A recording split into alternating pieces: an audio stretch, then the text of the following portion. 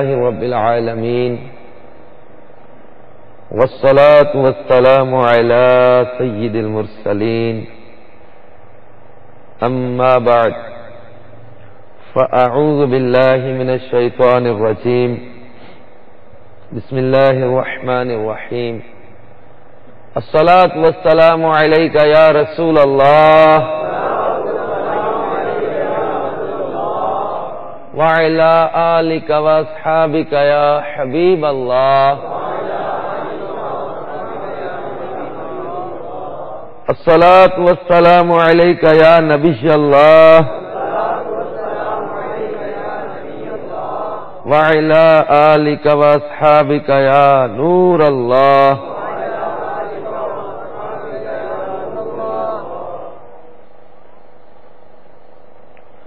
اللهم صل وسلم وبارك على سيدنا ومولانا محمد عبدك ورسولك وصل على المؤمنين والمؤمنات والمسلمين والمسلمات.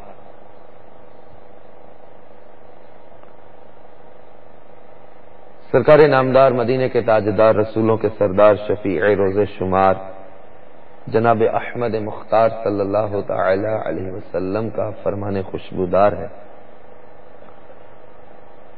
جو شخص یہ چاہتا ہے کہ اللہ تعالی کی بارگاہ میں پیش ہوتے وقت وہ یعنی اللہ تعالی اس پر راضی ہو تو اسے چاہیے کہ مجھ پر درود کی کثرت کرے. صلو علی الحبیب صلی اللہ تعالی علی محمد وعلی آلہ وصحبہ وبارک وسلم. صلاۃ و سلاما علیک یا سیدی یا سیدی یا مکی یا مدنی یا عربی یا ہاشمی یا سیدی یا رسول اللہ. میٹھے میٹھے اسلامی بھائیوں اور مدنی چینل کے ناظرین، آج 1432 سن ہجری کے جمادی الاولیٰ کی دوسری شب ہے. اس وقت ہم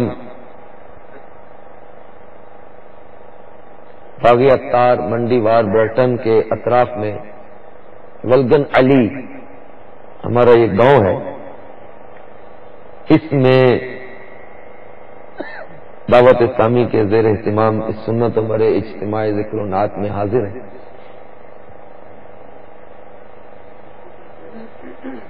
میٹھے میٹھے اسلامی بھائیوں اور مدنی چینل کے ناظرین،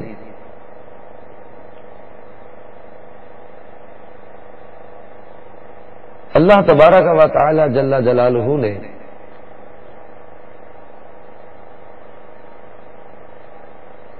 جس طرح ہمارے آقا صلی اللہ تعالی علیہ وسلم کو تمام انبیاء میں افضل و اعلی بنایا اور آپ کی امت کو تمام امتوں میں افضل کیا،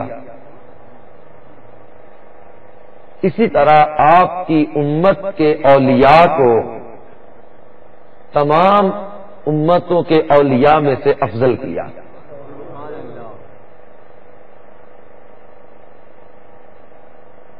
ہمارے ہاں ولایت کے حوالے سے طرح طرح کے کانسیپٹ پائے جاتے ہیں. بالخصوص ہمارے اطراف میں دیہات میں ولایت کے حوالے سے مختلف سوچیں، مختلف ذہن ملتے ہیں. اللہ تبارک و تعالی نے قرآن پاک میں ارشاد فرمایا، الا ان اولیاء اللہ لا خوف علیہم ولا هم يحزنون الذین آمنوا وکانوا یتقون لهم البشرى فی الحیاۃ الدنیا وفی الآخرہ لا تبدیل لکلمات اللہ ذلک هو الفوز العظیم.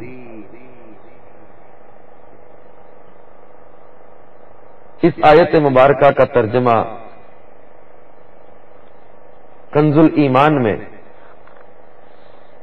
میرے سیدی اعلی حضرت امام اہل سنت مجدد دین و ملت مولانا شاہ امام احمد رضا خان علی رحمت الرحمان کچھ یوں کرتے ہیں، سن لو بے شک اللہ کے ولیوں پر نہ کچھ خوف ہے نہ کچھ غم، وہ جو ایمان لائے اور پرہیزگاری کرتے ہیں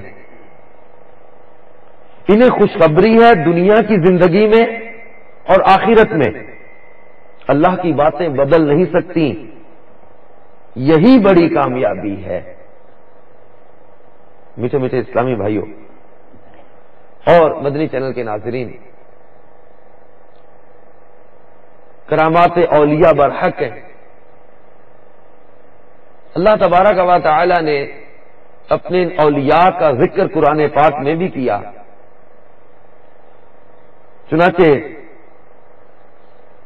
قرآن پاک میں اللہ تعالیٰ نے سورہ آل عمران کی آیت نمبر 37 تا 39 میں ارشاد فرمایا، ترجمہ کنز الایمان،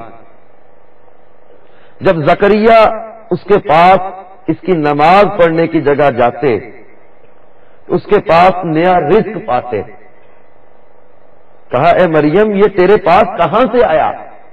تو وہ بولی وہ اللہ کے پاس سے ہے، بے شک اللہ جسے چاہے بے گنتی دے۔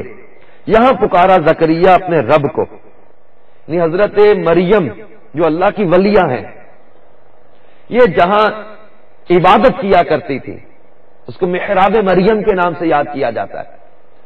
محراب مریم وہ مقام تھا جب حضرت زکریا علیہ السلام وہاں جاتے تو نئے پھل دیکھتے، گرمی کے موسم میں سردی کے موسم میں گرمی کے پھلوں کو دیکھتے تو پوچھتے اے مریم یہ کہاں سے آئے؟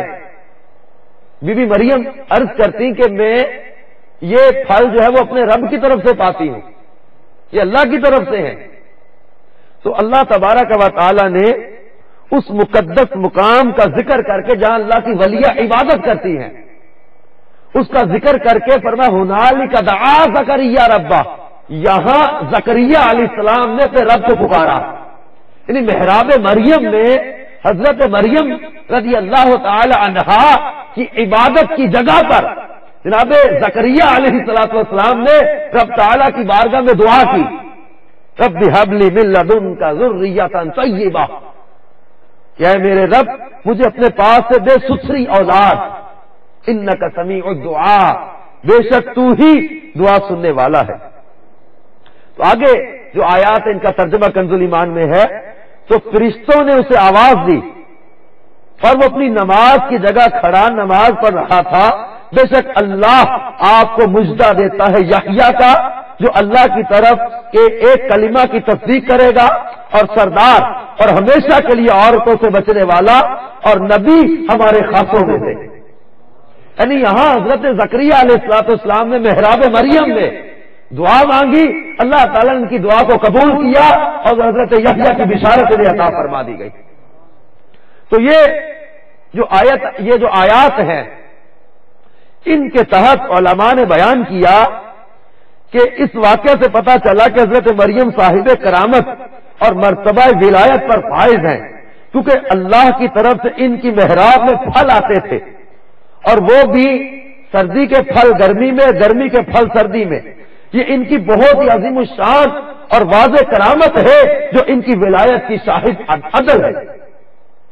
اور پھر اس واقعے سے یہ بھی پتہ چلا کہ اللہ کے نیک بندے، اللہ والے یا اللہ والیاں جس جگہ عبادت کرے وہ جگہ اس قدر مقدس ہو جاتی ہے کہ وہاں رحمت خدا بندی عز و جل کا نزول ہوتا ہے اور وہاں پر دعائیں قبول ہوتی ہیں، جیسا کہ حضرت زکریا علیہ السلام کی محراب مریم میں دعا قبول ہوئی۔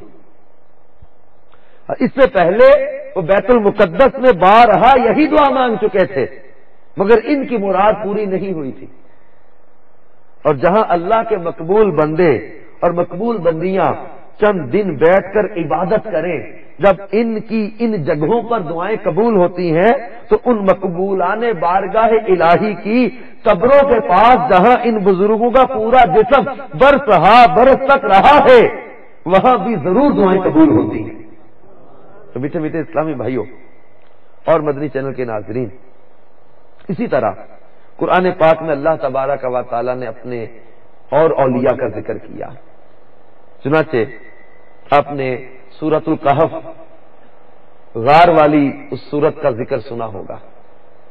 قرآن پاک میں سورۃ الکہف ہے جس میں اللہ تبارک و تعالی نے اپنے اولیاء کا ذکر کیا ہے. یہ اصحاب کہف کے نام سے مشہور ہے کہ کون تھے. یہ اصحاب کہف شہر افسوس کے شرفاء تھے، نیک لوگ تھے، اور اس وقت کا جو بادشاہ دقیانوس تھا اس قدر ظالم اور اس قدر جو ہے وہ گمراہ تھا کہ جو جھوٹے معبودان کی پوجا سے انکار کرتا تو اسے قتل کروا دیتا تھا. تو یہ جو اصحاب کہف تھے یہ اپنا ایمان بچانے کے لیے اس شہر سے نکل پڑے. اب یہ ایک غار میں جا کر ان لوگوں نے اس سے بچنے کے لیے پناہ لی. اس کے درباری اور اس کے جو ہے وہ سپاہی ان کی تلاش میں نکلے ہوئے تھے. جب انہیں پتا چلا کہ یہ غار کے اندر ہیں، اب یہ غار کے اندر چھپے اور جا کر سو گئے. ایک کہا جاتا ہے کہ چرواہا تھا جو ان کے ساتھ چل پڑا تھا وہ، اور پھر ایک کتا تھا وہ بھی ان کے پیچھے پیچھے چلتا رہا. اب یہ لوگ جا کر غار میں سو گئے. تو اس بادشاہ کو جب پتا چلا کہ اس طرح یہ ہے شہر چھوڑ کر جا رہے تھے غار میں ہیں، تو انہوں نے غار کے منہ پر ایک جو ہے وہ دیوار چنوا دی کہ اندر ہی اندر یہ بھوکے پیاسے دم گھٹ کے انتقال کر جائے. جب جو دیوار تعمیر کرنے والے تھے ان میں ایک بڑا ہی نیک دل صاحب ایمان شخص تھا. اس نے اپنا ایمان اگرچہ وہ چھپا رکھا تھا لیکن تھا وہ صاحب ایمان. اس نے دیوار چننے سے پہلے ایک تختی پر ان اصحاب کہف کے نام لکھ کر، ان کا یہ واقعہ لکھ کر اس نے دیوار کی بنیادوں میں وہ تختی رکھی اور ایک تختی شاہی خزانے میں رکھوا دی اور دیوار چن دی گئی کہ جب کبھی یہ دیوار گرے لوگوں کو اس غار کے اندر، اس کو یہی تھا کہ انتقال کر جائیں گے تو ان کا واقعہ پتا چل جائے گا یہ کون لوگ تھے جن کا انتقال یہاں ہوا، کہ یہ لوگ تھے جو اپنا ایمان بچانے کے لیے ہجرت کر کے نکلے. تو یوں ان کا یہ واقعہ تھا. اب یہ سارا جو معاملہ ہوا، وقت گزرتا گیا، اصحاب کہف سو گئے، دقیانوس بادشاہ چلا گیا، مر گیا، صدیاں گزری. اب یہ اصحاب کہف سوئے رہے. یہ اللہ کے ولی ہیں، بغیر کھائے پیے 10 سال گزرے، 20 سال گزرے، 50 سال گزرے، 100 سال گزر گئے، 200 سال گزر گئے، 309 برس گزر گئے. کم و بیش 309 سال کا عرصہ یہ اصحاب کہف غار میں سوئے رہے. وقت گزرتا گیا اور ہوا کیا کہ دور گزرتے گزرتے ایک بادشاہ جو بڑا ہی نیک صاحب ایمان تھا، اس کے دربار میں ایک مناظرہ چل رہا تھا. مناظرہ اس بات پر تھا کہ کچھ لوگ آخرت میں اٹھنے کے منکر ہو گئے اور یہ لوگ کہتے قیامت کوئی نہیں آئے گی، مرنے کے بعد لوگ کوئی نہیں زندہ ہو سکتے. اس طرح کا مناظرہ چل رہا تھا. بادشاہ تنہائی میں بے قراری کے ساتھ گریہ زاری کرتے ہوئے اللہ تعالیٰ کی بارگاہ میں دعا مانگنے لگا، اے مالک و مولا کوئی ایسی نشانی ظاہر فرما دے تاکہ لوگوں کو مرنے کے بعد زندہ ہو کر اٹھنے اور قیامت کا یقین ہو جائے. ادھر بادشاہ رو رو کر دعا مانگ رہا ہے اور ادھر جو ہے وہ ایک چرواہا اپنی بکریوں کو ٹھہرانے کے لیے جگہ دیکھ رہا تھا. اس کو یہ غار محسوس ہوئی، اس نے غار کے منہ پر بنی ہوئی دیوار کو گرا دیا. اب اس نے دیوار جو گرائی تو ایک دم ایسی ہیبت اور دہشت سوار ہوئی کہ اندر داخل نہ ہو سکے، ڈر کے بھاگ گئے. اب یہ دیوار گری، ادھر اصحاب کہف نے کروٹ لی تو نیند سے بیدار ہوئے. اصحاب کہف نیند سے بیدار ہوئے، آپس میں سلام و کلام کیا اور آپس میں ایک دوسرے سے بات کرنے لگے. پوچھنے لگے ایک دوسرے سے کم لبثنا، ہم کتنا سوئے؟ کسی نے لبثنا یومن او بعض یوم، ہم دن یا دن کا کچھ حصہ سو رہے، بڑی نیند کی، بہت سوئے، دن یا دن کا بعض حصہ سوئے رہے۔ اس نے کہا کہ آپس میں کہنے کہ بھوک محسوس ہو رہی ہے، اتنا سوئے پورا دن یا دن کا حصہ، بھوک محسوس ہو رہی ہے۔ یملیخا سے کہا کہ تم ایسا کرو، غار سے باہر جاؤ اور جا کر کچھ حالات کا جائزہ بھی لو کہ بادشاہ ہمارے پیچھے تو نہیں آ رہا یا اس کی فوج کے لوگ، اور پھر کچھ کھانے کے لیے بھی لے آؤ۔ یملیخا بازار میں گئے، حیران رہ گئے کہ ہر طرف اسلام کا چرچا ہے، لوگ علی الاعلان اللہ تبارک و تعالیٰ کی وحدانیت کی باتیں کر رہے ہیں۔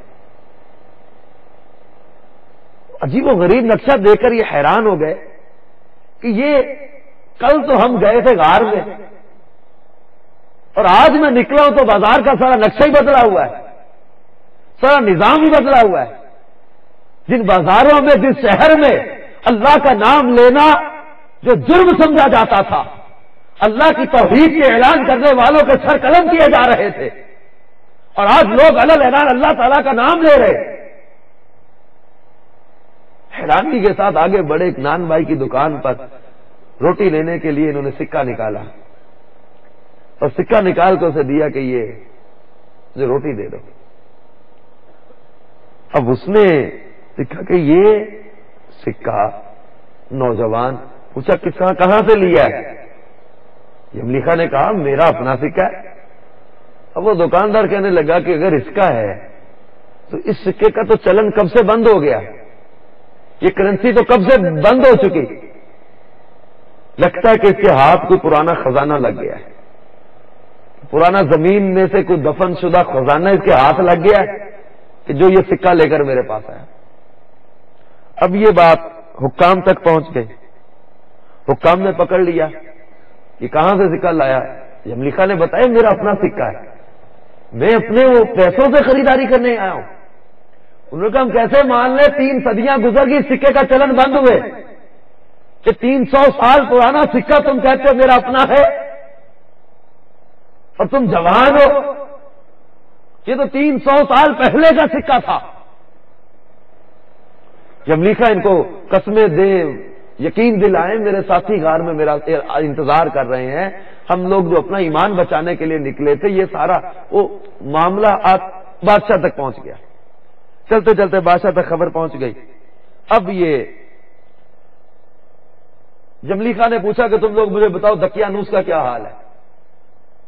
انہوں نے کہا دقیانوس بادشاہ، آج تو اس روئے زمین پر اس نام کا بادشاہ کوئی نہیں، سینکڑوں برس گزرے اس نام کا ایک بادشاہ گزرا تھا جو غیر مسلم تھا۔ یملیخا نے کہا ابھی کل ہی تو ہم اس کے خوف سے اپنا ایمان بچانے کے لیے غار میں گئے تھے۔ اب یہ خبر بادشاہ تک پہنچ گئی، حکام یملیخا کو لے کر آئے، غار کی دیوار جو گر چکی تھی اور وہاں تختی نظر آ رہی تھی، تختی پر ان کے نام، ان کا واقعہ اور ساری بات لکھی ہوئی تھی۔ بادشاہ تک خبر پہنچی، بادشاہ اپنے ساتھیوں اور عمائدین اور امراء شہر کے لے کر ان کے ساتھ آیا، اور جب آ کر انہوں نے یہ سارا معاملہ دیکھا، ان سے ساری بات سنی، ساری گفتگو کرنے کے بعد یہ جو ہے بس آب کہف نے غار سے نکل کر بادشاہ کے ساتھ معانقہ کیا، ان سے بات چیت کی، اور وہ بیدروس بادشاہ، وہ بادشاہ سجدے میں گرا اور سارا واقعہ لوگوں کے سامنے ظاہر ہو گیا، تختی سامنے آ گئی، شاہی خزانے کی تختی سامنے آ گئی۔ اب جب ان کا سارا واقعہ لوگوں کے سامنے آ گیا، بادشاہ سجدے میں گرا اور کہنے لگا میرے رب نے نشانی ظاہر کر دی کہ جو مولا عز و جل اپنے ان ولیوں کو 300 سال کے بعد ہمارے سامنے ظاہر کر دیا، جس نے وہ مردوں کو قیامت کے روز زندہ بھی کرے گا۔ اب یہ سب کو اللہ تبارک و تعالیٰ کی اس قدرت پر یقین ہو گیا کہ وہ مردوں کو زندہ کرے گا، قیامت پر یقین ہو گیا، اور صحابہ کہف بادشاہ کو دعائیں دینے لگے کہ اللہ تعالیٰ تیری بادشاہی کی حفاظت فرمائے، اب ہم تمہیں اللہ کے سپرد کرتے ہیں۔ پھر اصحاب کہف السلام علیکم کہہ کر غار کے اندر چلے گئے اور سو گئے۔ اسی حالت میں اللہ تبارک و تعالیٰ نے ان کو وصال عطا کر دیا، بادشاہ نے جو ہے وہ لکڑی کا ایک صندوق بنوا کر صحابہ کہف کی مقدس لاشوں کو اس میں رکھوا دیا۔ اللہ تعالیٰ نے صحابہ کہف کا ایسا روب لوگوں کے دلوں میں پیدا کر دیا کہ کسی کی یہ مجال نہیں کہ غار کے منہ تک جا سکے۔ اس طرح صحابہ کہف کی حفاظت کا اللہ تعالیٰ نے سامان کر دیا، اور پھر وہ جو بادشاہ تھا اس نے غار کے منہ کے پاس ایک مسجد بنوائی اور سالانہ ایک دن مقرر کیا کہ تمام شہر والے اس دن عید کی طرح زیارت کے لیے آیا کریں گے۔ تو میٹھے میٹھے اسلامی بھائیوں اور مدنی چینل کے ناظرین، اب یہ اصحاب کہف کا واقعہ ہمارے سامنے اللہ تعالیٰ نے اس کو قرآن پاک میں سورۃ الکہف میں بیان فرمایا، اور تفسیر ساوی نے اس سورہ مبارکہ کی تفسیر میں ہے کہ حضرت عبداللہ ابن عباس رضی اللہ تعالیٰ عنہ نے فرمایا کہ میں انہی کم لوگوں میں سے ہوں جو صحابہ کہف کی تعداد کو جانتے ہیں۔ پھر آپ نے فرمایا کہ صحابہ کہف کی تعداد 7 ہے اور 8واں ان کا کتا۔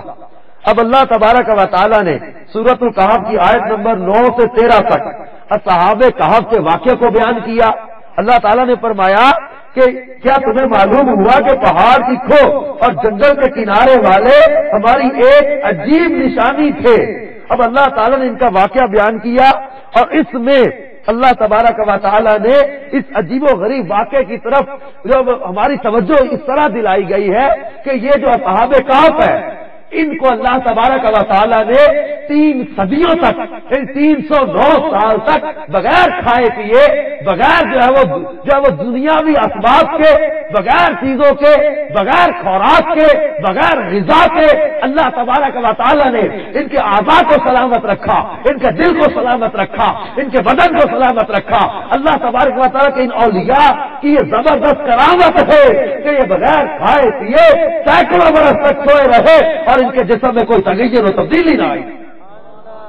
یہ میٹھے میٹھے اسلامی بھائیوں، اب ان کے ناموں کے اوصاف پر تفاسیر میں لکھا ہے، تفاسیر میں لکھا ہے کہ جیسا کہ تفسیر ساوی کی جلد 4 کے صفحہ 191 پر لکھا ہے کہ حضرت عبداللہ ابن عباس سے روایت ہے کہ صحابہ کہف کے نام کا تعویذ 9 کاموں کے لیے فائدہ مند ہے: بھاگے ہوئے کو بلانے کے لیے اور دشمنوں سے بچ کر بھاگنے کے لیے، آگ بجھانے کے لیے کپڑے پر لکھ کر آگ میں ان کے نام ڈال دیں، بچوں کے رونے اور تیسرے دن کے آنے والے بخار کے لیے، درد سر کے لیے دائیں بازو پر باندھے، ام الصبیان کے لیے گلے میں پہنے، خشکی اور سمندر میں سفر محفوظ ہونے کے لیے، مال کی حفاظت کے لیے، عقل بڑھنے کے لیے، گناہ گاروں کی نجات کے لیے۔ میٹھے میٹھے اسلامی بھائیوں اور مدنی چینل کے ناظرین، اب غور کریں کہ یہ صحابہ کہف بنی اسرائیل کے وہ نیک لوگ ہیں۔ ان اولیاء کے نام کے خواص یہ ہے کہ یہ نام اگر کسی آگ میں رکھ دیے جائے تو آگ بجھ جاتی ہے، یہ نام کسی کشتی میں ہو تو وہ کشتی ڈوبنے سے محفوظ ہو جاتی ہے، یہ نام جس مکان میں ہو اس مکان میں خیر و برکت کا نزول ہوتا ہے، وہاں شیطان داخل نہیں ہوتا، وہاں جنات داخل نہیں ہوتے۔ تو جب اللہ کے ان اولیاء جو بنی اسرائیل کے ولی ہیں ان کے ناموں کی اتنی برکتیں ہیں تو مصطفیٰ جان رحمت کی امت کے اولیاء کا مقام کیا ہوگا؟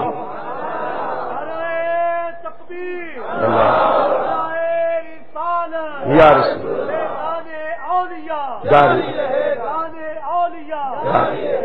میٹھے میٹھے اسلامی بھائیوں اور مدنی چینل کے ناظرین، اللہ تعالیٰ نے اپنے اولیاء کے فضائل قرآن پاک میں بیان کیے ہیں، اپنے اولیاء کی شانیں قرآن پاک میں بیان کی ہیں۔ سورہ نمل میں اللہ تبارک و تعالیٰ فرماتا ہے، سلیمان نے فرمایا درباریوں تم میں کون ہے کہ وہ اس کا تخت میرے پاس لے آئے قبل اس کے کہ وہ میرے حضور مطیع ہو کر حاضر ہو۔ جنوں میں سے ایک بڑا خبیث جن بولا میں وہ تخت حضور میں حاضر کر دوں گا قبل اس کے کہ حضور اجلاس برخاست کریں، اور بے شک میں اس پر قوت والا امانت دار ہوں۔ اب یہ تخت کون سا تھا؟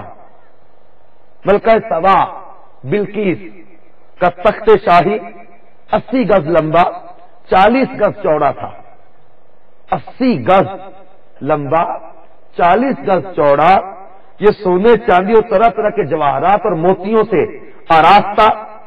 یہ تخت حضرت سلیمان علیہ السلام نے بلقیس کے قاصد اور اس کے ہدایہ تحائف کو ٹھکرا دیا تھا۔ ہدہد نے آ کر خبر دی تھی کہ میں نے ایک جگہ دیکھی ہے جہاں پر عورت حکمرانی کرتی ہے، تخت اس کا بڑا عالیشان، حضرت سلیمان علیہ السلام نے اس کو خط لکھا، اسلام کی دعوت دی۔ اس نے کہا، اپنے ساتھیوں سے مشورہ کیا، انہوں نے کہا حملہ کر دیتے ہیں۔ اس نے کہا ہم تحائف اور ہدیے وغیرہ بھیجتے ہیں، مال، پیسے، خادم، اگر وہ صرف بادشاہ ہوئے تو تحفے قبول کر لیں گے، اور اگر نبی ہوئے تو پھر ہمیں اسلام کی دوبارہ دعوت دیں گے۔ اب یہ حضرت سلیمان علیہ السلام کے پاس جب ان کے کاتب تحفے ہدیے وغیرہ لے کر آئے، آپ نے وہ ٹھکرا دیے۔ اب ادھر سے وہ چلے، ادھر سلیمان علیہ السلام اپنے درباریوں سے فرما رہے کون ہے وہ جو تخت اس کے آنے سے پہلے لے آئے۔ اور یہ تخت جو تھا کم و بیش 1 مہینے کی مسافت کے فاصلے پر تھا، 1 مہینہ جانے کا سفر، 1 مہینہ آنے کا سفر، اور آپ کے دربار کے خاص وقت ہوتا تھا، بعض نے کہا چاش کے وقت تک، بعض نے کہا ظہر کے وقت تک۔ وہ دیو جو تھا، بڑا جن جو تھا، اس نے کہا کہ میں آپ کا مجلس برخاست ہونے سے پہلے، آپ کا دربار ختم ہونے سے پہلے تو میں آپ کے پاس وہ لے آؤں گا۔ حضرت سلیمان علیہ السلام نے فرمایا کہ میں یہ چاہتا ہوں کہ اس سے بھی جلدی مجھے تخت مل جائے۔ تو یہ سن کر آپ کے وزیر حضرت آصف بن برخیہ رضی اللہ تعالیٰ عنہ، جو کتاب کا علم جانتے تھے اور با کرامت ولی تھے، انہوں نے حضرت سلیمان علیہ السلام کی بارگاہ میں جو عرض کیا، اللہ تعالیٰ نے قرآن پاک میں اپنے اس ولی کے جملوں کو ذکر فرمایا۔ وہ شخص بولا، اس نے عرض کی جس کے پاس کتاب کا علم تھا، میں اسے حضور میں حاضر کر دوں گا 1 پل مارنے سے پہلے۔ چنانچہ حضرت آصف بن برخیہ نے روحانی قوت سے بلقیس کے تخت کو ملک سبا سے بیت المقدس تک حضرت سلیمان علیہ نبینا علیہ الصلوۃ والسلام کے محل میں کھینچ لیا، اور وہ تخت زمین کے نیچے نیچے چل کر لمحہ بھر میں ایک دم حضرت سلیمان علیہ السلام کی کرسی کے قریب نمودار ہو گیا۔ تخت کو دیکھ کر حضرت سلیمان نے کہا یہ میرے رب کے فضل سے ہے۔ میرے میٹھے میٹھے اسلامی بھائیوں اور مدنی چینل کے ناظرین، ان آیات کے تاثر نمل 12-19 کی ان آیات کے تحت تفسیر نور العرفان میں مفسر شہیر حکیم الامت مفتی احمد یار کا نعیمی رحمت اللہ تعالی علیہ ان آیات کے تحت فرماتے ہیں کہ یہ آصف بن برخیہ تھے۔ کتاب سے مراد جس کا علم کا ذکر کیا گیا، کتاب سے مراد یا تو لوح محفوظ یا تورات شریف یا ابراہیمی صحیفے تھے، یعنی حضرت آصف بن برخیہ ان کتابوں کی تعلیم کی برکت سے ولی ہو چکے تھے، کیوں نہ ہوتے کہ حضرت سلیمان کے شاگرد رشید تھے۔ علم کتاب سے مراد علم باطن یعنی علم تصوف ہے، کیونکہ ظاہری علم جو ہے یہ طاقت نہیں دیتا۔ روح البیان تفسیر میں ہے کہ جو لوگ کہتے کہ یہ حضرت جبرائیل تھے، کیونکہ وہ جو ہے وہ کرامات اولیاء کے کچھ لوگ کہتے کہ منکر ہونے کی وجہ سے وہ لوگ کہتے کہ یہ جبریل تھے۔ اس پر مفتی احمد یار کا رحیمی فرماتے ہیں کہ اس آیت سے ولی کی قوت، ولی کی رفتار، ولی کا حاضر و ناظر ہونا معلوم ہوا، کیونکہ آصف بن برخیہ نے بلقیس کے مقام کا کسی سے نہ پوچھا، یعنی حضرت آصف بن برخیہ اس تخت کو لائے، جبریل نہیں لائے۔ کیوں؟ اناتی کا حضرت آصف بن برخیہ نے کہا میں لاؤں گا، اور یہ علم کتاب کا ذکر کیا، وہ کتاب کا علم جاننے والا، اس نے کہا کہ میں لاتا ہوں۔ اب یہ آصف بن برخیہ تھے، اور یہ تخت جو ہے یہ روحانی بشری طاقت سے آیا، حضرت سلیمان کی دعا سے نہیں، حضرت آصف بن برخیہ لائے۔ اور یہ سوال یہ پیدا ہوا کہ اگر آصف بن برخیہ حضرت سلیمان سے باتیں کر رہے تھے تو تخت لینے کون گیا؟ اور تخت لینے یہ گئے تھے تو ان سے باتیں کون کر رہا تھا؟ تو یہاں ماننا ہوگا کہ آصف بن برخیہ ایک ہی وقت میں حضرت سلیمان کے پاس بھی تھے اور اسی وقت میں تخت لینے بھی گئے تھے۔ اور اس آیت مبارکہ نے ولی کی طاقت کا، ولی کے اختیارات کا، ولی کی قوت کا، ولی کے حاضر ناظر ہونے کا، ولی کے جو ہے وہ تصرفات کا اظہار کر دیا۔ اس آیت سے ثابت کر دیا کہ اللہ کے اولیاء، اللہ کے ولی کی طاقت کیا ہے، تصرف کیا ہے، علم کیا ہے، ایک وقت میں کئی مقامات پر ہو سکتے ہیں، کیوں نہ ہو کہ اللہ تبارک و تعالیٰ کی عطا سے ان کو خصوصی جو روحانیت عطا کی جاتی ہے۔ آصف بن برخیہ تخت لائے، جب حضرت سلیمان علیہ الصلوۃ والسلام نے اپنے سامنے وہ تخت دیکھا تو لمحے بھر میں وہ سینکڑوں من وزنی تخت کو وہ میلوں میل کے فاصلے سے نہ کسی سے راستہ پوچھا نہ کسی سے مقام پوچھا، کبھی اس شہر میں گئے نہیں تھے، جگہ پوچھی نہیں، اتنا علم ہے، نظر کتنی ہے، طاقت کتنی ہے، مقام کتنا ہے، مرتبہ کتنا ہے۔ تو جب قرآن پاک کی ان آیات سے حضرت آصف بن برقیہ کے طاقت کا، علم کا، تصرف کا، اختیارات کا اظہار مل رہا ہے، تو جو سلیمان کے امتی کا مقام اتنا ہے تو مصطفیٰ جان رحمت صلی اللہ تعالی علیہ وسلم کے امتیوں کا مقام کیا ہوگا؟ اگر آصف بن برقیہ ملک فلسطین سے ملک سبا کے تخت تک نظر رکھتے ہیں، پہنچتے ہیں، موجود ہیں، تو جناب شیخ عبد القادر جیلانی ایک وقت میں 70 مریدوں کے ہاتھ چلے جائے تو یہ بھی اللہ کی عطا سے ممکن ہے۔ ان آیات سے پتا چلا کہ اولیاء کرام کی کرامات برحق ہے، اور اولیاء کرام کی کرامات کے حوالے سے علماء کرام نے وضاحت کی ہے، اس میں جو معجزہ ہوتا ہے وہ نبی کی طرف سے ہوتا ہے، کہ معجزہ وہ خرق عادت کام، وہ ایسی جو ہے وہ عقل میں جو نہ آئے، عقل کو جو عاجز کر دے، جو چیز ایسا کام جو نبی کی طرف سے ہو، ایکسٹرا آرڈینری جس کو کہیں گے نا، انبلیویبل جس کو کہیں گے، تو ایسا کوئی کام اگر نبی کی طرف سے ہو اور اعلان نبوت کے بعد اسے معجزہ کہتے ہیں۔ اب کرامت مومن متقی سے اگر کوئی ایسی نادر الوجود تعجب خیز چیز صادر و ظاہر ہو جائے جو عام طور پر عادتاً نہیں ہوا کرتی تو اس کو کرامت کہتے ہیں۔ اسی قسم کی چیزیں اگر انبیاء سے اعلان نبوت کرنے سے پہلے ظاہر ہو تو ارہا، اور اعلان نبوت کے بعد ہو تو معجزہ کہلاتی ہیں۔ اور اگر عام مومنین سے اس قسم کی چیزوں کا ظہور ہو تو اس کو معونت کہتے ہیں، اور کسی کافر سے کبھی اس کی خواہش کے مطابق اس قسم کی چیز ظاہر ہو جائے تو اس کو استدراج کہا جاتا ہے۔ میٹھے میٹھے اسلامی بھائیوں اور مدنی چینل کے ناظرین، معجزہ اور کرامت دونوں کی حقیقت ایک ہی ہے، بس دونوں میں فرق اس قدر ہے کہ خلاف عادت اور تعجب خیز چیزیں اگر کسی نبی کی طرف سے ظہور پذیر ہو تو یہ معجزہ کہلائیں گی، اور اگر ان چیزوں کا ظہور کسی ولی کی جانب سے ہو تو ان کو کرامت کہا جائے گا۔ اور یہ میٹھے پیارے اسلامی کرامت کی قسموں کے حوالے سے کچھ یہاں پر ذکر کر دیں کہ کرامت کی قسموں کے حوالے سے علامہ تاج الدین سبکی رحمت اللہ تعالی علیہ نے اپنی کتاب طبقات میں تحریر فرمایا کہ میرے خیال میں اولیاء کرام سے جتنی قسموں کی کرامتیں صادر ہوتی ہیں ان قسموں کی تعداد 100 سے بھی زیادہ ہے۔ اس کے بعد انہوں نے تفصیل کے ساتھ کرامت کی 25 قسموں کا بیان فرمایا، ان میں سے چند ایک کا یہاں ہم تذکرہ کرتے ہیں کہ اولیاء کرام سے کس قسم کی کرامات کا ظہور ہوتا ہے۔ مردوں کو زندہ کرنا، یہ وہ کرامت ہے کہ بہت سے اولیاء کرام سے اس کا صدور ہو چکا ہے۔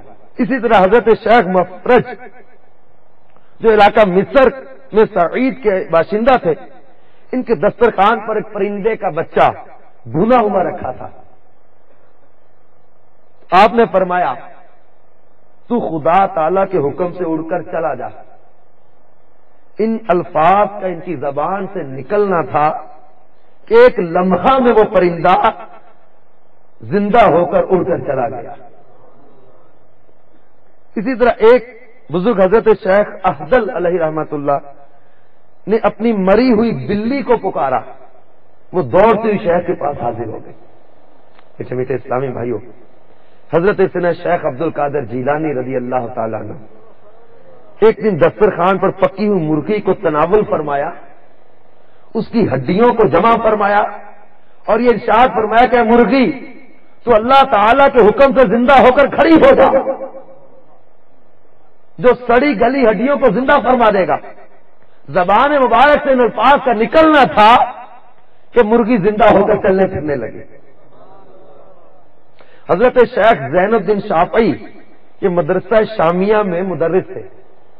کسی مدرسے کا ایک بچہ چھت سے گرا اور مر گیا، اور شیخ زین الدین شافعی رحمت اللہ تعالی علیہ نے اس مردہ بچے کو زندہ کر دیا۔ میٹھے میٹھے اسلامی بھائیوں، اس طرح ہمارے سیدنا شیخ عبد القادر جیلانی رضی اللہ تعالیٰ عنہ دریا کے کنارے جا رہے تھے، ایک بڑھیا کو دیکھا روتے ہوئے، عرض کیا گیا کہ یہ بڑھیا جو ہے آج سے 12 سال پہلے اس نے اپنے بیٹے کو شادی کے لیے دریا کے پار بھیجا، دلہا دلہن بارات سمیت واپس آ رہے تھے کہ اس دریا میں ان کی کشتی الٹ گئی اور بارات سمیت دلہا دلہن ڈوب کر ان کا انتقال ہو گیا۔ سیدنا شیخ عبد القادر جیلانی رضی اللہ تعالیٰ عنہ کو اس بڑھیا کی حالت پر رحم آ گیا اور آپ نے اللہ تبارک و تعالیٰ کی بارگاہ میں دعا کی اور آپ کی دعا کی برکت سے اللہ تبارک و تعالیٰ نے اس 12 سال کے ڈوبے ہوئے بیڑے کو، اس 12 سال کی ڈوبی ہوئی بارات کو دلہا دلہن سمیت زندہ کر دیا۔ اور گجرات ہمارا پنجاب کا شہر ہے، حضرت شاہ دولہ دریائی، ان کا مزار گجرات میں ہے۔ حضرت شاہ دولہ دریائی رحمت اللہ تعالی علیہ کے سینکڑوں سال زندہ رہے اس کے بعد۔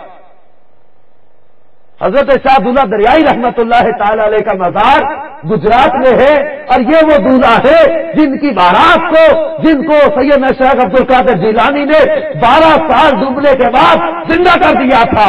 اور شیخ عبد القادر جیلانی رحمت اللہ تعالی علیہ کی اس کرامت کو دیکھ کر بہت سے لوگ آپ کے ہاتھ پر مسلمان ہو گئے تھے، جو اپنی آنکھوں کے سامنے یہ زندہ کرامت دیکھ۔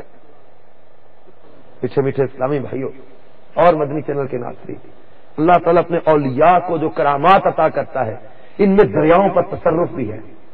دریا کا پھٹ جانا، دریا کا خشک ہو جانا، دریا پر چلنا، بہت سے اولیاء کرام سے ان کرامتوں کا ظہور ہوا۔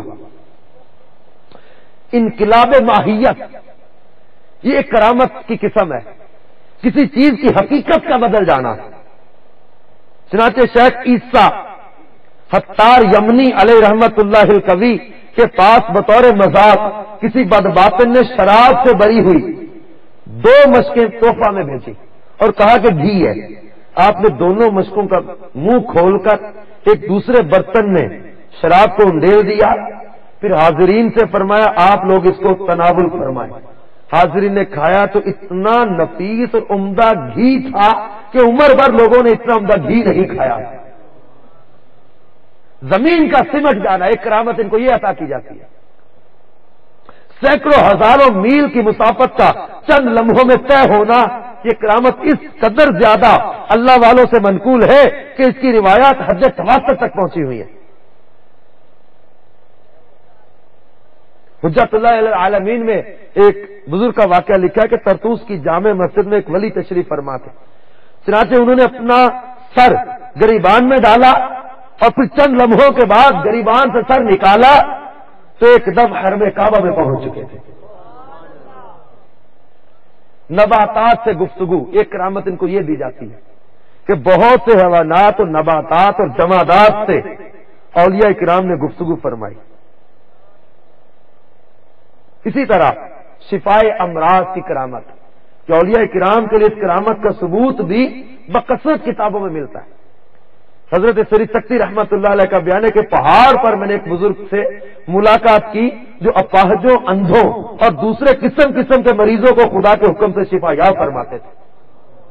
ہمارے شیخ عبد القادر جیلانی رحمت اللہ تعالی علیہ، ان کی بارگاہ میں کتنے ہی لا علاج مریض لائے جاتے، رات رحمت اللہ تعالی علیہ ان کو شفا دے دیتے تھے، اللہ کی عطا۔ جانوروں کا فرما بردار ہو جانا، زمانے کا مختصر ہو جانا۔ اب یہ جانوروں کا فرما بردار ہو جانے میں مشکات شریف کی وہ حدیث ہمارے سامنے ہے، تو روایت کہ حضرت سفینہ رضی اللہ تعالیٰ نے جو اپنا واقعہ بیان کیا تھا کہ جنگل میں راستہ بھول گئے تھے، اپنے ساتھیوں سے بچھڑ گئے، ایک شیر نے حملہ کیا تھا اور انہوں نے تیلے پر کھڑے ہو کر کہا تھا جنگل کے بادشاہ سن کہ میں اللہ کے رسول صلی اللہ علیہ وسلم کا غلام ہوں۔ تو وہ شیر وفادار کتے کی طرح کے قدموں میں لوٹ پوٹ ہونے لگا اور وہ آپ کی اطاعت اور فرما برداری کرتے ہوئے آپ کے ساتھ ساتھ چلتا رہا، اور آپ رحمت اللہ، آپ رضی اللہ تعالیٰ عنہ کو، حضرت سفینہ کو وہ اپنے ساتھیوں کے پاس چھوڑ کر جنگل میں واپس چلا گیا۔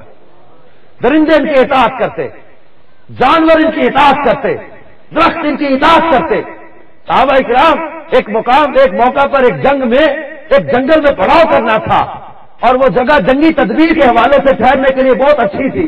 اب جب ایک صحابی رضی اللہ تعالیٰ نے ایک ٹیلے پر کھڑے ہو کر اعلان کیا، کیونکہ اس جنگل میں درندے بہت سے جانور بکثرت تھے، انہوں نے اعلان کیا، اے جنگل کے جانوروں، سرکار مدینہ صلی اللہ تعالی علیہ وسلم کے غلام یہاں پڑاؤ کرنا چاہتے ہیں، تم ان کے لیے جنگل کو خالی کر دو. تو راوی کہتے ہیں کہ میں نے دیکھا کہ جنگل کے درندے جانور حتیٰ کہ چیونٹیوں کی کتاریں جنگل سے باہر جا رہے تھے اور انہوں نے جنگل سرکار کے غلاموں کے لیے خالی کر دیا تھا.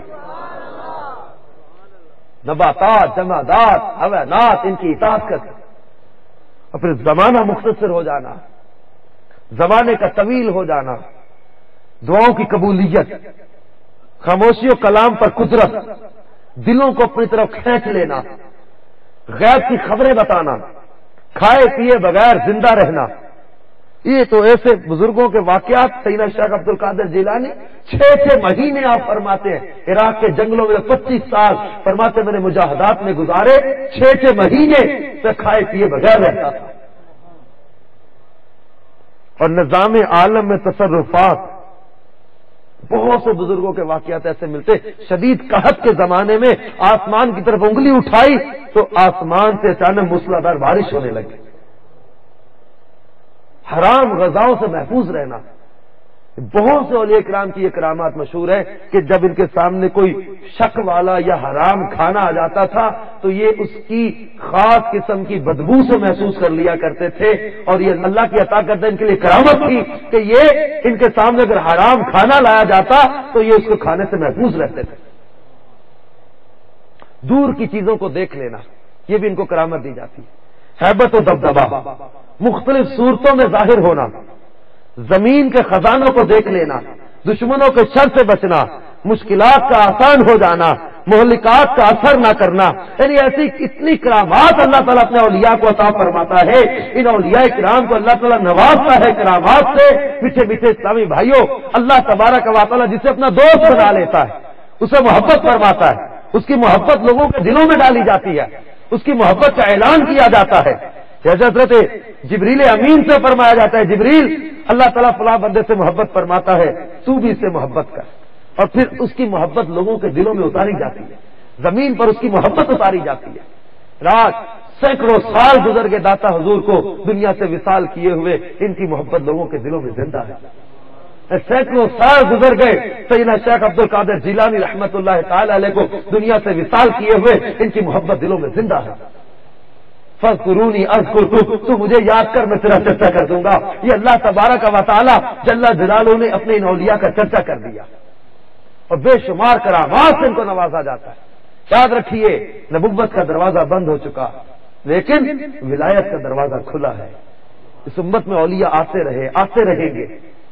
اور یہ وہ لوگ ہیں، ابو داؤد شریف میں حدیث پاک ہے، حضرت سیدنا فاروق اعظم سے روایت ہے کہ سرکار مدینہ صلی اللہ تعالی علیہ وسلم نے فرمایا، اللہ کے بندوں میں سے ایسے لوگ بھی ہیں جو نہ نبی ہیں نہ شہید، لیکن قیامت کے دن قرب الہی کی وجہ سے انبیاء و شہداء ان پر رشک کریں گے. صحابہ کرام نے عرض کی، اے اللہ کے رسول عز و جل صلی اللہ تعالی علیہ وسلم ہمیں بتائیے کہ وہ کون لوگ ہیں. فرمایا وہ لوگ جو اللہ کے لیے آپس میں محبت کرتے ہیں، نہ ان میں کوئی رشتہ ہے نہ ہی کوئی مالی منفعت، بخدا ان کے چہرے سراپا نور ہوں گے. سنیے سنیے اولیاء کرام کی فضائل سنیے. فرمایا ان کے چہرے سراپا نور ہوں گے اور نور کے ممبروں پر جلوہ افروز ہوں گے. دوسرے لوگ خوف زدہ ہوں گے اور انہیں کوئی خوف نہ ہوگا. لوگ حزن و ملال میں مبتلا ہوں گے، انہیں کوئی حزن و ملال نہ ہوگا. پھر سرکار مدینہ صلی اللہ تعالی علیہ وسلم نے یہ آیت مبارکہ پڑھی، الا ان اولیاء اللہ لا خوف علیہم ولا هم یحزنون. میٹھے میٹھے اسلامی بھائیوں اور مدنی چینل کے ناظرین، موطا امام مالک میں سند صحیح سے مروی ہے کہ اللہ تعالیٰ فرماتا ہے میری محبت ان کے لیے واجب و لازم ہو گئی ہے جو آپس میں میرے واسطے محبت رکھتے ہیں اور میرے لیے ایک دوسرے کی زیارت کرتے ہیں اور میری ہی وجہ سے آپس میں دیتے لیتے ہیں. اسی لیے قرآن پاک میں اللہ کریم نے فرمایا یحبہم و یحبونہ، وہ اللہ کے پیارے، اللہ ان کا پیارا. عرفان الہی کے لیے کوئی شخص بظاہر یا بباطن بغیر انبیاء کرام و اولیاء اعظام اللہ تبارک و تعالیٰ تک رسائی نہیں نہیں حاصل کر سکتا. میٹھے میٹھے اسلامی بھائیوں، حق تعالیٰ کا راز کتابوں کے اندر نہیں ملتا، اس لیے کہ اسرار و رموز کی باتیں کتابوں کے اوراق سے بہت بالا تر ہے. لہذا اولیاء کرام کی بارگاہ میں حاضری دینا بھی ہمارے اسلاف نے نہایت اس کی اہمیت کو بیان کیا، کیونکہ سرکار مدینہ صلی اللہ تعالی علیہ وسلم کا فرمان عالی شان ہے کہ شیخ اپنے مریدوں میں یوں ہے جیسے نبی اپنی امت میں. قرآن کریم میں اولیاء کرام کے بارے میں اللہ تعالیٰ نے فرمایا یا ایھا الذین آمنوا اتقوا اللہ وکونوا مع الصادقین، اے ایمان والو اللہ سے ڈرو اور سچوں کے ساتھ ہو. دوسرے مقام پر ارشاد فرمایا واتبع سبیل من اناب الی، اور اس کی راہ چل جو میری طرف رجوع آیا. اللہ کے مقبول و محبوب بندوں کی صحبت اختیار کرنے کا حکم دیا گیا ہے. یہاں تک کہ قرآن پاک میں اللہ تعالیٰ نے ارشاد فرمایا تمہاری نظریں انہیں چھوڑ کر کسی اور پر نہ پڑے، جیسا کہ ارشاد فرمایا اور اپنی جان ان سے مانوس رکھو جو صبح و شام اپنے رب کو پکارتے ہیں، اس کی رضا چاہتے ہیں، اور تمہاری آنکھیں انہیں چھوڑ کر اور پر نہ پڑے. میٹھے میٹھے اسلامی بھائیوں اور مدنی چینل کے ناظرین، اللہ تبارک و تعالیٰ کے محبوب صلی اللہ تعالی علیہ وسلم فرماتے ہیں کہ امت کبھی ایسے لوگوں سے، ایسے گروہ سے جو نیکی پر ہو خالی نہیں ہوتی. ایک مقام پر فرمایا میری امت کے ابدال 40 ہیں جن میں سے 12 عراق اور 28 شام میں ہیں. میٹھے میٹھے اسلامی بھائیوں اور مدنی چینل کے ناظرین، یہ اللہ تبارک و تعالیٰ کے اولیاء ہیں جن کی برکتوں سے رزق ملتا ہے، بارشیں ملتی ہیں، فتوحات ملتی ہیں، عذاب سے بچایا جاتا ہے. اے میرے پیارے میٹھے اسلامی بھائیوں اور مدنی چینل کے ناظرین، آئیے ہم بھی اولیاء کرام کے اوصاف پر نظر کریں کہ اللہ تبارک و تعالیٰ نے ولایت کا دروازہ کھول رکھا ہے، اپنی دوستی کا راستہ کھول رکھا ہے کہ جو آئے اس راہ میں کوشش کرے. اللہ تبارک و تعالیٰ جل جلالہ کی عبادت میں دل کو لگائے، اللہ کی بندگی میں دل کو لگائے. اور آج کے دور میں ان اولیاء کرام کے اوصاف کو اپنانے کا ہمارے سامنے بہترین ایک ذریعہ امیر علیہ سنت نے مدنی انعامات کے ذریعے ہمیں عطا کیا ہے. اور آپ جب ہم اس طرح بیان کرتے ہیں اولیاء کرام کے اخلاق، اولیاء کرام کی کرامات، اولیاء کرام کے تصرفات، اولیاء کرام کے چہرے کی نورانیت اور ان کے چہرے کی برکتوں کو جب دیکھتے ہیں، جب اولیاء کرام کا اس طرح تذکرہ پڑھتے ہیں، سنتے ہیں، کتابوں میں دیکھتے ہیں، یقین مانیے فی زمانہ اپنی توجہ، اپنا دل اور میرے مدنی چینل کے ناظرین کا بھی اس وقت ذہن، یعنی مدنی چینل پر زیارت کرنے کے بعد اب جب اولیاء کرام کے ان اوصاف کا تذکرہ سنتے ہیں، ان کے عشق رسول کا، ان کے خوف خدا کا، ان کے تقوی کا، پرہیزگاری کا، عبادات کا، ان کی بندگی کا، ان کے اللہ تعالیٰ سے ڈرنے کا، ان کی عبادات پر جب نظر جاتی ہے تو ہمارے سامنے ایک شخصیت ابھر کر سامنے آتی ہے جنہیں امیر اہل سنت کے نام سے یاد کیا جاتا ہے. سیدی امیر اہل سنت شیخ طریقت بانی دعوت اسلامی حضرت علامہ مولانا محمد الیاس قادری صاحب یادگار اسلاف ہیں، ہمارے سامنے بزرگوں کی یاد ہے. فی زمانہ ہمارے سامنے جب وہ کامل ولی کی صورت میں اللہ تبارک و تعالیٰ کے یہ پیارے بندے سیدی امیر علیہ سنت ہمارے سامنے، عشق رسول، خوف خدا، سنت کی پابندی، اتباع رسول، صحابہ اکرام کی محبت، اہل بیت کی محبت، سنتوں سے پیار، امت کی محبت. ارے آپ غور کریں پیارے میٹھے اسلامی بھائیوں، ایک اسلامی بھائی کا بیان ہے، ان کے گھر بچے کی ولادت کا معاملہ تھا، اور ڈاکٹرز اور جو تجربہ کار جو ہے وہ ان کا کہنا تھا کہ لیڈی ڈاکٹرز وغیرہ کا کہ یہ لڑکی ہے. تحقیق تھی ان کی، انہوں نے بتایا کہ لڑکی ہے. وہ اسلامی بھائی کی خواہش تھی کہ مجھے بیٹا. تو یہ عاشق عطار حاجی محمد مشتاق عطاری، ان کے مزار پر صحرائے مدینہ باب المدینہ کراچی صحرائے مدینہ میں حاجی مشتاق رحمت اللہ علیہ کا مزار ہے، وہاں پر حاضر ہو کر انہوں نے دعا مانگی.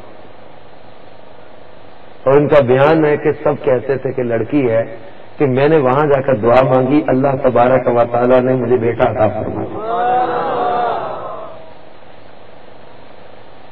جس شیخ طریقت کی صحبت، نسبت اور توجہ کی برکت سے خدام کا یہ عالم ہے، اطہار کا عالم کیا ہوگا؟ میٹھے میٹھے اسلامی بھائی، ہمیں امیر سنت نے ان اولیاء کرام کے اوصاف اپنانے کے لیے مدنی قافلے دیے، مدنی انعامات عطا فرمائے۔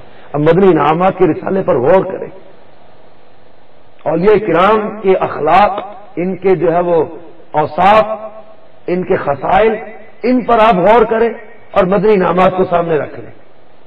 اولیاء کرام کی سیرت کو سامنے رکھیں اور مدنی انعامات کو آپ سامنے رکھ لیں۔ یقین مانیے اس دور میں واقعتاً اولیاء کرام کے جو ہے وہ اوصاف اپنانے کا ہمیں ذہن دیا جا رہا ہے مدنی انعامات کے ذریعے، اور دعا بھی ساتھ دی جا رہی ہے، تو ولی اپنا بنا لے اس کو رب لم یزل، مدنی انعامات پر جو کوئی کرتا ہے عمل۔ میٹھے میٹھے اسلامی بھائی اور مدنی چینل کے ناظرین، آئیے ہم سب اپنا ذہن بنا لیں کہ انشاءاللہ تبارک و تعالی ہم دعوت اسلامی کے مدنی ماحول سے وابستہ رہیں گے، اور انشاءاللہ تبارک و تعالی ان اولیاء کرام کے نقش قدم پر چلتے ہوئے اپنے رب عز و جل کی بندگی میں، عبادت میں، پرہیزگاری میں انشاءاللہ زندگی بسر کریں گے۔ اس کا ذریعہ بہترین ہمارے سامنے مدنی انعامات اور مدنی قافلے، ان میں عمل اور سفر کا معمول بنائیں، انشاءاللہ تبارک و تعالی دونوں جہاں کی برکتیں نصیب ہوں گی۔ اللہ تعالیٰ سے دعا ہے اللہ تعالیٰ ہم سب کو عمل کی توفیق عطا فرمائے، آمین بجاہ النبی الامین صلی اللہ تعالی علیہ وآلہ وسلم۔ صلو علی الحبیب صلی اللہ تعالی علیہ وآلہ وسلم۔